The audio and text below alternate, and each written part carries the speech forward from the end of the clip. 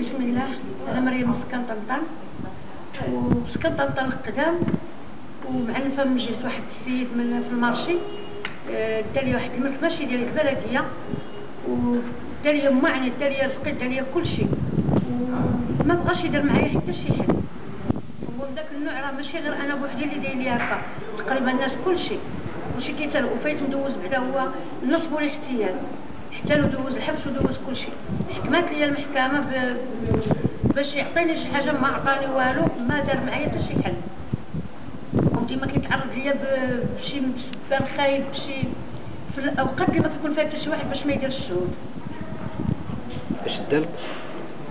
اش نصب عليك؟ فاش دار؟ نصب عليا في الحوانت ديالي داهم ليا.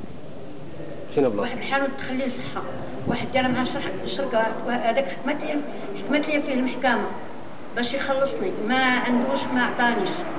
والاخر حكمت لي المحكمة بالبراءة غير حيت علاش؟ قلت لها بانها الرسو دار القفولة جداد، وجاب الشهود الزور وشهدوا بالزور.